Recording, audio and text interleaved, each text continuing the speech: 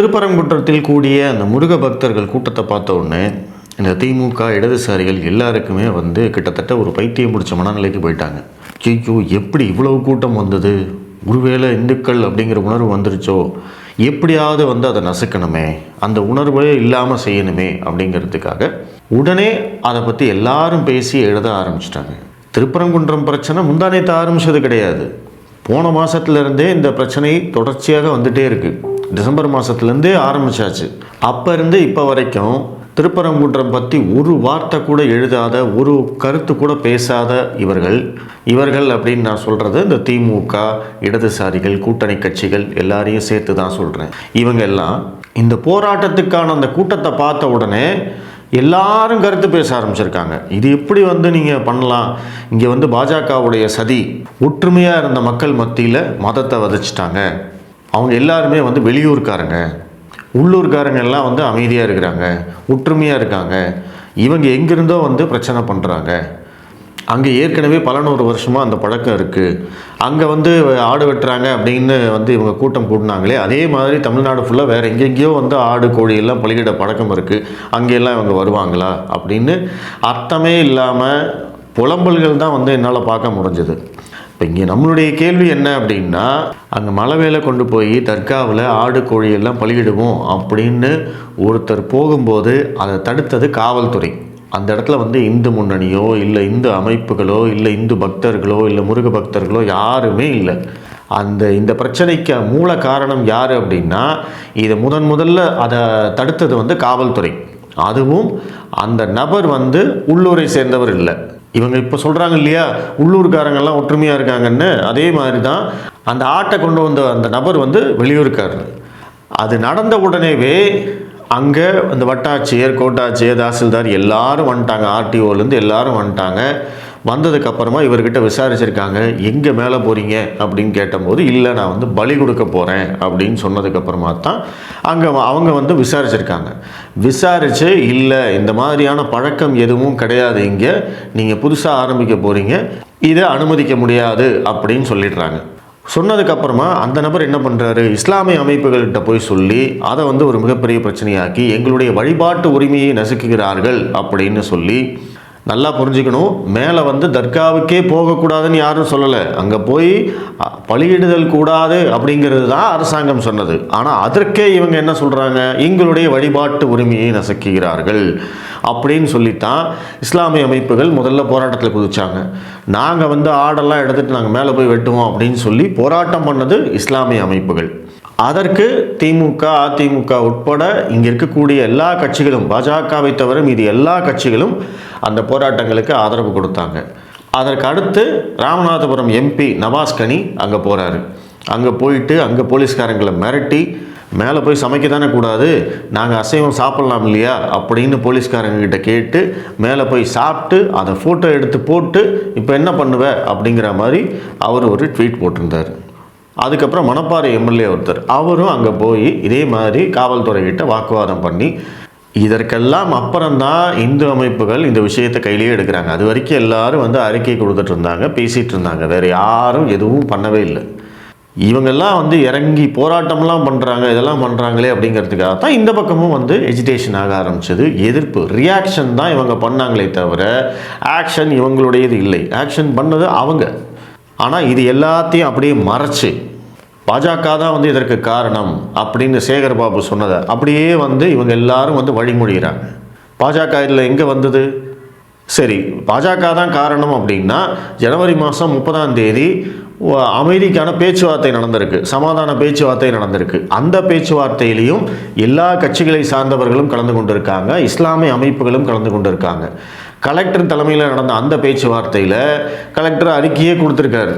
அந்த டைம்லேயும் மேலே போய் ஆடு கோழி எல்லாம் பலியிடுற பழக்கம், அதற்கு நீங்கள் ஆதாரம் கொடுங்க, இதுக்கு முன்னாடி அந்த மாதிரி இல்லை அப்படிங்கிறது தான் அரசாங்க அதிகாரிகளுடைய விசாரணையில் தெரிய வந்தது. அதை நல்லா புரிஞ்சுக்கணும். இதை சொல்கிறது யார்? இதை பாஜகக்காரங்க சொல்கிறாங்களா, இந்து முன்னணிக்காரங்க சொல்கிறாங்களா, அதையெல்லாம் விட்டு தள்ளுங்க. ஆனால் அரசு அதிகாரிகள், ஆர்டிஓவாகட்டும், கோட்டாட்சியர் ஆகட்டும், அவங்க எல்லாமும் இதை சொல்லியிருக்காங்க. ஸோ அந்த பேச்சுவார்த்தைக்கு வந்த இஸ்லாமிய அமைப்புகள்கிட்ட இவங்க ஆதாரம் கேட்டிருக்காங்க. யார்? கலெக்டர். நீங்கள் எங்களுக்கு ஆதாரம் கொடுங்க, நாங்கள் அதுக்கு தகுந்த மாதிரி நடவடிக்கை எடுக்கிறோம் அப்படின்னு கேட்டிருக்காங்க. ஆனால் அப்போ அவங்க எதையுமே கொடுக்கல.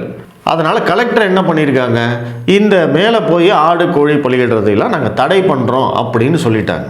அதற்கு அவங்க சொல்லியிருக்கிற காரணம் என்ன அப்படின்னா, இதற்கு முன்னாடி இது மாதிரி பலியிடுதல் பழக்கம் இருந்ததற்கான ஆதாரத்தை இந்த கட்சிகள், இந்த இஸ்லாமிய அமைப்புகள் யாரும் எங்களுக்கு தரலை, அதனால் நாங்கள் இந்த முடிவுக்கு வரோம் அப்படின்னு தான் கலெக்டரே சொல்லியிருக்காங்க. இதில் எங்கே பாஜக வந்தது? கலெக்டர் யார் கீழே இருக்காங்க? தமிழக அரசு கீழே தானே இருக்காங்க. ஸ்டாலின் தானே அவங்களுக்கு முதல்வர்.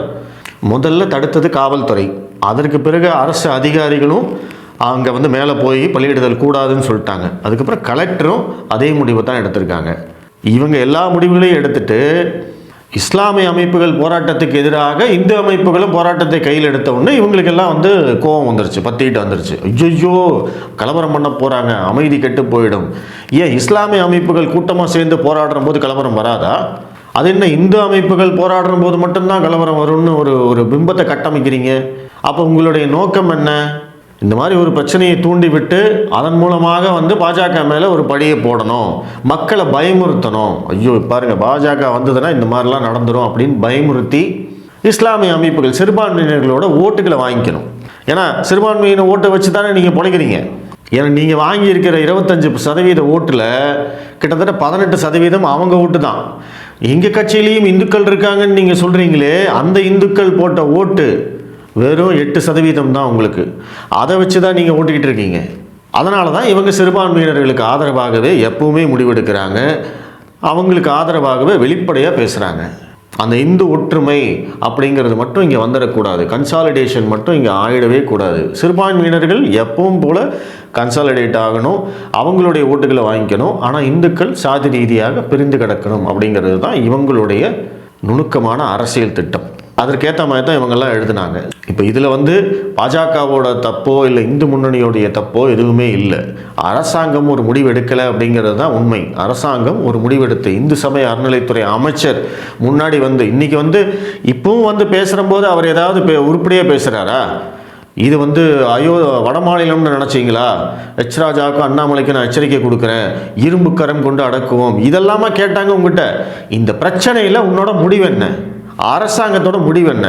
அதை உன்னால் சொல்ல முடியல அப்படின்னா அப்புறம் என்ன அமைச்சர்? மேலே போய் பலியிடலாம், அங்கே ஏற்கனவே இந்த பழக்கம் இருக்குது அப்படின்னு சொல்லணும். அப்படி நீங்கள் சொல்லிட்டீங்களா? அப்படி நீங்கள் ஜீவோ போட்டிங்களா? அவங்க கோர்ட்டுக்கு போக போகிறாங்க, நீங்கள் நீதிமன்றத்தை போய் பார்த்துக்குங்க அப்படின்னு சொல்லிட்டு அடுத்த வேலையை பாருங்கள். இல்லையா, அந்த பழக்கமே இல்லை அப்படின்னு கலெக்டரு, வட்டாட்சியர், கோட்டாட்சியர் எல்லாம் சொல்லியிருக்காங்க. அதை நீங்கள் சொல்லுங்கள். மேலே போய் பலியிடுறதுக்கெல்லாம் பழக்கம் இல்லை. தர்காவுக்கு யார் வேணாலும் போகலாம், எப்போ வேணாலும் போகலாம், அதற்கு எந்த தடையும் இல்லை. நீங்கள் போய் வழிபாடு செய்யுங்க, நாங்கள் பாதுகாப்பு கொடுப்போம், அதை உறுதி செய்வோம். இஸ்லாமியர்களுடைய வழிபாட்டு உரிமையை நாங்கள் உறுதி செய்வோம். ஆனால் மேலே ஆடு கோழி பலியிடுதல் கூடாது, அதற்கு தடை இருக்கிறது அப்படின்னா சொல்லுங்கள். அப்போ அவங்க வேணும்னா நீதிமன்றத்தை போய் பார்த்துக்கிட்டோம். பிரச்சனை முடிஞ்சுதா? உங்கள் சைடில் நீங்கள் பிரச்சனையை முடிச்சிட்டிங்களா? அதை விட்டுட்டு தேவையே இல்லாமல் இது பாஜக ஏற்பாடு செய்த கூட்டம் அப்படின்னா அதையாவது ஒத்துக்குங்க, பாஜக இங்கே பெருசாக வளர்ந்துருக்குன்னு. ஏன்னா நீதிமன்ற உத்தரவு 1 மணி நேரத்துக்குள்ளே கிட்டத்தட்ட 10,000-15,000 பேர் அங்கே திரட்டி வச்சுருக்காங்க. எப்படி வந்தாங்கன்னு காவல்துறைக்கே தெரியலன்னு சொல்கிறாங்க. அந்தளவுக்கு கூட்டம் வந்ததுனால தான் இன்றைக்கி இதை பற்றியெல்லாம் நீங்கள் பேசுகிறீங்க. ஏன்னா இல்லாட்டா 1.5 மாதமாக நீங்கள் எல்லாம் வாயை மூடி சும்மா தானே இருந்தீங்க. காவல்துறை தடுத்தும் போது நீங்கள் பேசலை, நவாஸ்கனி வந்தபோது நீங்கள் பேசலை, மணப்பாறை எம்எல்ஏ வந்தபோது நீங்கள் பேசலை, இஸ்லாமிய அமைப்புகள்லாம் ஆர்ப்பாட்டம் பண்ணுற போது நீங்கள் பேசலை, மற்ற கட்சிகள் எல்லாரும் சேர்ந்து ஆர்ப்பாட்டம் பண்ணுற போது நீங்கள் பேசலை. ஆனால் இந்த அமைப்புகள் ஒரு போராட்டம் அப்படின்னுங்கிறது நீதிமன்ற உத்தரவோடு நடக்கிற போது மட்டும் உங்களுக்கு வாயை திறந்து பேசணும்னு தோணுது அப்படின்னா அப்போ உங்களுடைய நோக்கம் வேறு அப்படிங்கிறது நல்லா தெரியுது. ஆனால் இவங்கெல்லாம் இப்படி பேசினதுக்கப்புறம் பார்த்தீங்க அப்படின்னா இன்னும் மக்களுடைய கோபம் இவங்க மேலே தான் திரும்பிச்சு. ஏன் இத்தனை நாளாக எதுவுமே சொல்லாமல் இப்போ பேசுகிறானுங்க. இப்போவும் பாஜக மேலே தப்பு சொல்லிகிட்டு இருக்காங்களே தவிர அவங்கள தப்புன்னு சொல்ல மாட்டேங்கிறாங்க. இவங்கெல்லாம் கூட்டினா கலவரம் வராதா, நாங்கள் கூட்டினா மட்டும்தான் கலவரம் வருமானு அப்படின்னு நிறைய பேர் பேச ஆரம்பிச்சிட்டாங்க. அவங்கெல்லாம் யாரும் பாஜகக்காரங்க கிடையாது. இதை பேசுனதுனால இவங்களுக்கே இந்த ஆதரவு அப்படிங்கிறதே இல்லாமல் போயிடுச்சு. அதனால் உடனடியாக யூட்டர்ன் பண்ணி என்ன பண்ணுறாங்க அப்படின்னா திருப்பரங்குன்றத்துலேருந்து நேராக அமெரிக்காவுக்கு போயிட்டாங்க. அங்கே என்ன நடக்குது? அமெரிக்க அதிபராக ட்ரம்ப் பதவியேற்றதுக்கு அப்புறமா அந்த நாட்டில் சட்டவிரோதமாக குடியேறியவர்களை அனைவரையுமே அவங்கவுங்க சொந்த நாட்டுக்கு நாங்கள் திருப்பி அனுப்புவேன் அப்படின்னு முடிவு பண்ணியிருந்தார். அதை செயல்படுத்த ஆரம்பிச்சிட்டாரு. அதில் முதல் கட்டமாக 100க்கும் மேற்பட்ட இந்தியர்களை இராணுவ விமானம் மூலமாக இங்கே திருப்பி அனுப்பிச்சிருக்காங்க. அப்படி அனுப்புகிறம்போது அவங்க என்ன பண்ணியிருக்காங்க, கையில் காலில் எல்லாம் விலங்கிட்டு அவங்கள விமானத்தில் ஏற்றுறும் போது எடுத்த ஃபோட்டோ இங்கே லீக் ஆச்சு. உடனே அதை வச்சு ஒரு மிகப்பெரிய அரசியல். அது எப்படி அவங்க கையில் காலில் எல்லாம் விலங்கு போட்டலாம், அவங்க என்ன குற்றவாளிகளா அப்படின்னா, அவங்க நாட்டு சட்டப்படி அவங்க குற்றவாளிகள் தான். சட்டவிரோதமாக ஒரு நாட்டில் குடியேறினா அப்புறம் அவங்கள குற்றவாளின்னு சொல்லாமல் என்னன்னு சொல்கிறது? அப்போ நேர்மையாக எம்பசியில் போய் அப்ளை பண்ணி இன்டர்வியூ அட்டன் பண்ணி விசா வாங்கி ஃப்ளைட்டுக்கு டிக்கெட் போட்டு அங்கே போய் இறங்கி அங்கே இமிக்ரேஷன்லாம் கிளியர் பண்ணி அங்கே எல்லா விதமான சட்ட திட்டங்களுக்கும் கட்டுப்பட்டு வாழ்கிறவங்களை என்னன்னு சொல்கிறது? அவங்களுக்கும் அதே மரியாதை, சட்டவிரோதமாக குடியேறியவங்களுக்கும் அதே மரியாதை கொடுப்பாங்களே யாராவது? நம்ம ஊர் மீனவர்களை இலங்கை இராணுவம் கைது பண்ணுறாங்க, அவங்கள எப்படி நடத்துகிறாங்க? அதே மாதிரி இலங்கை மீனவர்களை நம்ம நாட்டு இராணுவம் கைது பண்ணுறாங்க, அவங்கள நம்ம எப்படி நடத்துகிறோம்? அவங்க எல்லாருமே குற்றவாளிகள் தான், சட்டவிரோதமாக எல்லை தாண்டியவர்கள் தான். அப்படி எல்லை தாண்டியவர்களை 100% எல்லா நாடுகளும் குற்றவாளிகளாகத்தான் பார்க்கும். ஆனால் இவங்களுக்கு மட்டும் உடனே இதை வச்சு எப்படி அரசியல் பண்ணலாம்? அதுவும் முக்கியமாக தமிழ்நாட்டில் டிஆர்பி ராஜா அப்படின்னு ஒரு அமைச்சர் இருக்கார். அவர் தொழில்துறை அமைச்சர். அப்படி ஒருத்தர் இருக்காரா அப்படின்னு நீங்கள் யாரும் பதட்டப்பட வேண்டாம். இப்போ சமீபத்தில் கூட டாவோஸ் அப்படிங்கிற இடத்துல உலக முதலீட்டாளர்கள் மாநாடு நடந்தது. அங்கே தமிழ்நாடு சார்பில் கலந்துக்கிட்டு ஒத்த ரூபா கூட முதலீடு வாங்காத ஒரு அமைச்சர் யார் அப்படின்னா நம்ம இந்த டிஆர்பி ராஜா அமைச்சர் தான். அவர் என்ன பண்ணியிருக்காரு, ஒரு ட்வீட் போட்டிருக்காரு. எனக்கு ரத்தம்லாம் கொதிக்குது இதை பார்த்த உடனே. எதை பார்த்த உடனே? அதாவது அந்த கை விலங்கு கால் விலங்கெல்லாம் இட்டு அவங்கள பார்த்த உடனே ரத்தம்லாம் கொதிக்குதாமா. அவங்களும் இந்தியர்கள் தானே, இங்கே வாழ வழி இல்லாமல் தானே அங்கே போனாங்க. அப்போ வாழ வழி இல்லை அப்படின்னா சட்டவிரோதமாக ஒரு நாட்டுக்கு போகலாமா? என்ன சொல்ல வரீங்க நீங்களாம்? வாழ வழி இல்லைன்னா ஒருத்தன் கஞ்சா விற்கலாமா? வாழ வழி இல்லைன்னா ஒருத்தன் போதைப் பொருள் விற்கலாமா? அப்போ அவன் கையில் விலங்கு மாட்டி அவனை இழுத்துட்டு போனான் அப்படின்னா அவன் வாழ வழி இல்லாமல் தானே பண்ணான், அவன் மேலே கருணை காட்டக்கூடாதா அப்படின்னு கேட்பீங்களா? இந்த மாதிரி சட்டவிரோதமாக குடியேறவங்களால் எப்பவுமே ஒரு நாட்டுக்கு ஆபத்து தான், அது எந்த நாடாக இருந்தாலும் சரி.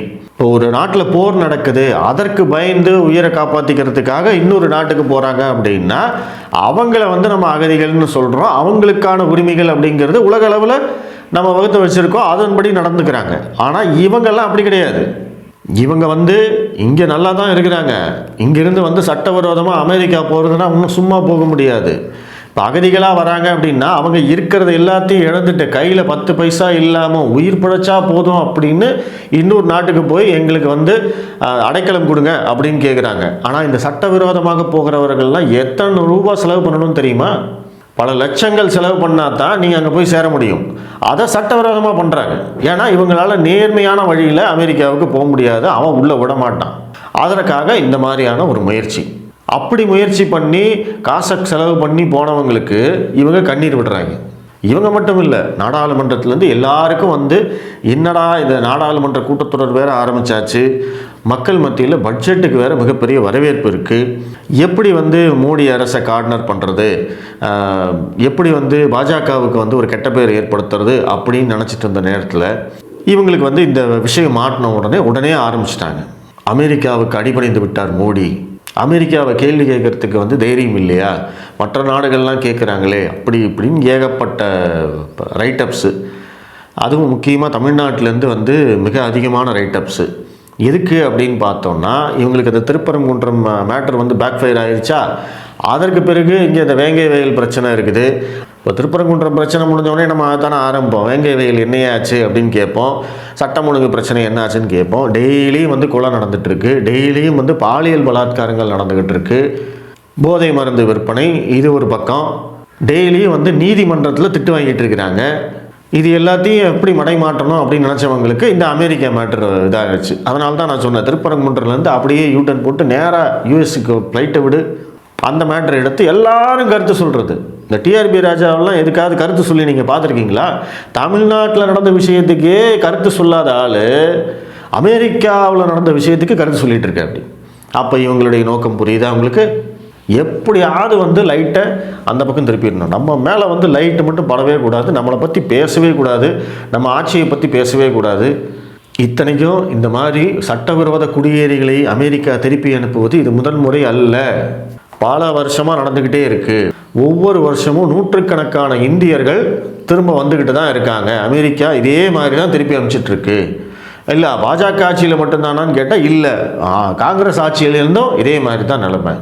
அதற்கு இந்திய வெளியுறவுத்துறை அமைச்சர் ஜெய்சங்கர் அவர்கள் நேற்று ஒரு புள்ளிவிவரமே கொடுத்திருந்தார். 2012 530 பேர், 13 550, அதுக்கப்புறம் 14 591, 15 708. பாஜக ஆட்சியில் எடுத்துக்கிட்டிங்கன்னா 2020 1899 பேர், 2021 805 பேர், 2022 862 பேர், 2023 617 பேர், போன வருஷம் 2024 1368 பேர் அமெரிக்காவால் திருப்பி அனுப்பப்பட்டிருக்காங்க. இப்போ வந்திருக்கிறது ஒரே ஒரு ஃப்ளைட்டு, அதில் 104 பேர் தான் வந்திருக்காங்களாமா. 104 பேருக்காக இவ்வளோ பெரிய அமளி துமளி பண்ணுறவங்க போன வருஷம் 1400 பேர் வந்திருக்காங்கய்யா. அதை பற்றி நீங்கள் பேசவே இல்லை. அப்போ இவங்களுடைய நோக்கம் மடை மாற்றுறது மட்டும்தான். ஒரு 2 நாள் அப்படியே இதை வச்சு மோடிக்கு எதிரான ஒரு அரசியல், இவ்வளோதானா உங்கள் ஆள், நீங்களாம் என்னவோ உலகமே போற்றும் தலைவர்னு சொல்கிறீங்க, உலகமே இவரை பார்த்து பயப்படுதுன்னு சொல்கிறீங்க, பாரு இதை கேள்வியோட கேட்கல அப்படின்னு வந்து ஒரு கவுண்டர் நெரேட்டிவ் செட் பண்ணுறதுக்கு மட்டும்தான் இந்த விஷயத்தை செய்கிறாங்க. எத்தனை நாள் தான் இவங்க மடை மாற்றுறாங்கன்னு நம்மளும் பார்க்கத்தானே போகிறோம். பொறுத்திருந்து பார்ப்போம். நன்றி.